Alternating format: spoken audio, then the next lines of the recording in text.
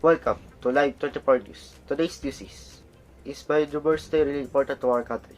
Well, according to the information, biodiversity boosts our ecosystem productivity, where each species, no matter how small they are, all have an important role to play. The larger number of plants of species means a greater variety of crops. Greater species diversity ensures sustainability in all life forms. Biodiversity is also important for human lives because human beings, along with biodiversity, form a complete ecological system in which we are a part and are dependent on this system for our own existence.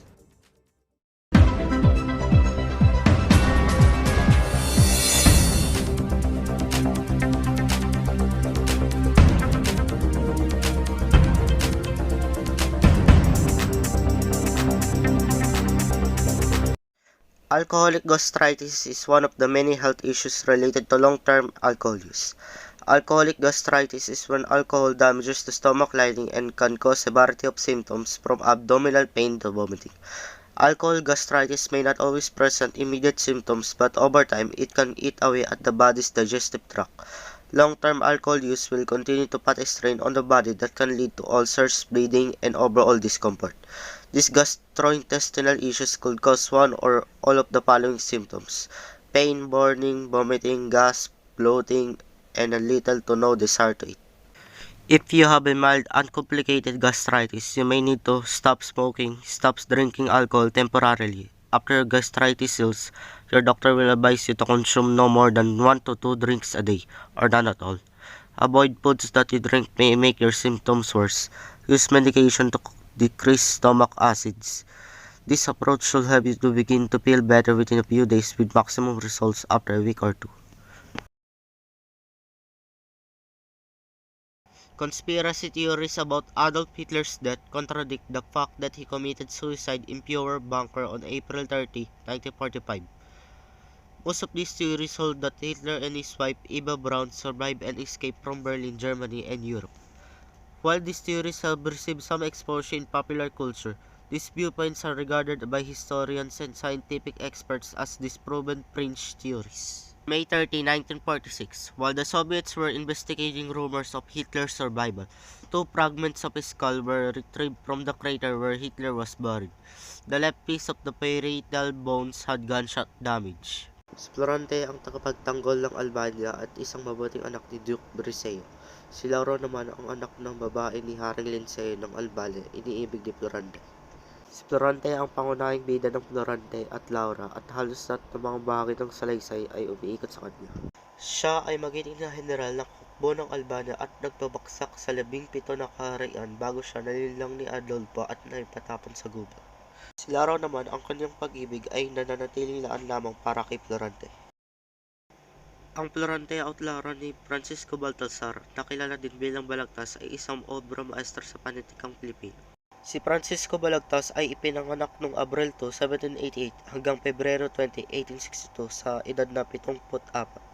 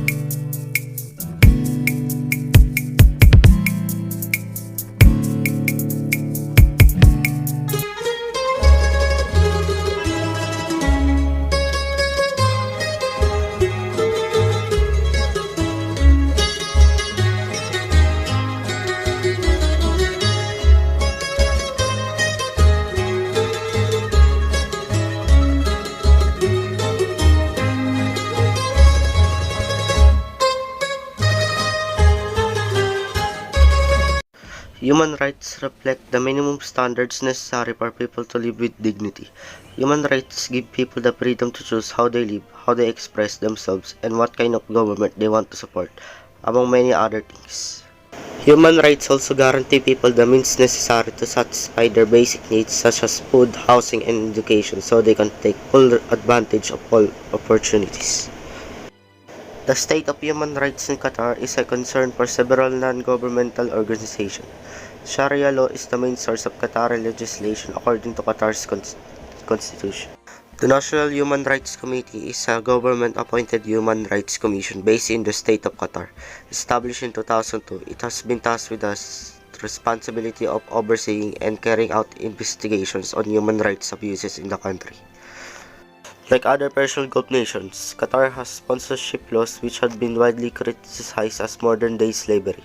Under the provisions of Qatar's sponsorship law, sponsors have the unilateral power to cancel works residency permits, deny workers' ability to change employers. Do some people identify as transgender, gender non-conforming, genderqueer, and non-binary? No. Does it mean for a person to be transgender? Yes. Do people realize they are transgender, non-conforming, genderqueer, or non-binary? Yes. I want to know someone's gender identity, but I don't want to be offensive. Is there a polite way to ask? Yes. Is there any signs that things will get better? Yes.